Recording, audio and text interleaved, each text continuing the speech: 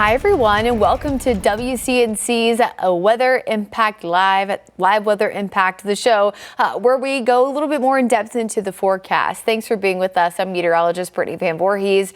Today was a fantastic day here in Charlotte. In fact, temperatures, while they only reached the upper 60s and lower 70s, and it was cloudy for the majority of the day, I mean, that has left us with a vibrant sunset. In fact, right now, this is actually such a great sunset that I'm going to take a picture of this so I can post it after live weather impact here. It's really interesting to see how vibrant the sunset is right now. Big reason why is we have some clouds, of course, mixing in with the sunshine. Remember that when you have a mostly cloudy sunset like this one, oftentimes the reason why the color is so vibrant is it has more ice crystals, more water droplets to bounce off of because of the cloud cover itself. So don't ever let someone tell you that a mostly cloudy sky can't make for a really nice sunset, because that is certainly not the case. Now, again, today, the majority of the day it was cloudy, but sun finally starting to peek through the clouds. It was also breezy today.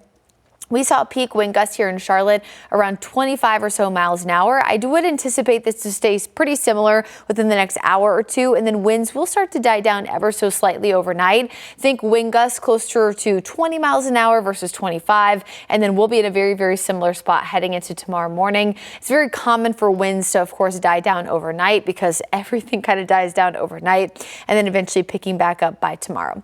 Big reason why, of course, is this area of low pressure mixed with the frontal boundary we've been talking about for days now. Now, right now, the actual low itself is just east of the state of Florida, but eventually it's lifting northward and merging essentially with the stalled cold front, bringing us worser conditions here in the Carolinas heading into the second half of the weekend. Now, here in the Queen City, we are not going to see many of the same conditions that other parts, of course, of the Carolinas are going to see. Here's essentially how it happens. You can see Futurecast. The low pressure system essentially attaches itself to the stalled front, merges together, and eventually becomes a nor'easter. Now, with the nor'easter itself, remember that this gets its name because of the way the winds are moving. So when the winds are coming in from the north and northeast, that's where it gets the official name of a nor'easter itself. On top of that, because of the positioning here, notice Monday morning with the storm itself right near the parts of the Outer Banks here, it's the northeasterly wind that's pushing the water inland, which also impacts how much overwash these areas near the Outer Banks are going to get.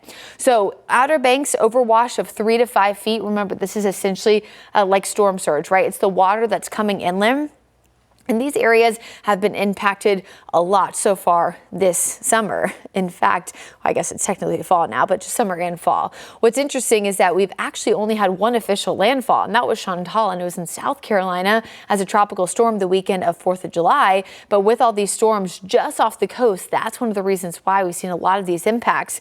Now, I will remind people it's not abnormal for our coastal communities, especially the Outer Banks, to see impacts like this, but with a warmer ocean, just classic science here. Warmer water expands because it takes up more surface area. That's because the molecules are bouncing off of each other more rapidly when the water is warm, similar with the air compared to cold water or cold air. So it just expands. So it takes up more room in general. And then on top of that, with more strong storms like rapid intensification from, for example, Hurricane Erin, that's another reason why, again, these impacts can be worse, because if a storm is stronger, oftentimes the impacts even far from the center can be worse as well.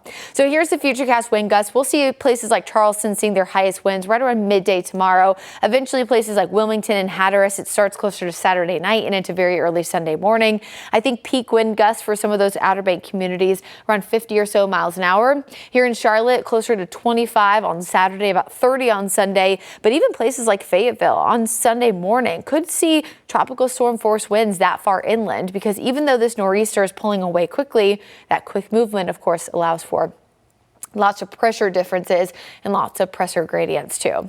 So nor'easter facts, this is kind of how you classify them. It's a low pressure system. It's got to be on the east coast. The winds coming in from the north and east. And of course, we get the strongest ones in winter and into spring. Again, doesn't mean we can't get them this time of year. But if you think back to the nor'easter, which was the superstorm of 1993, of course, that is one of the most famous ones here in the southeast. That happened, of course, during winter. if not early spring, since it was the early part of March.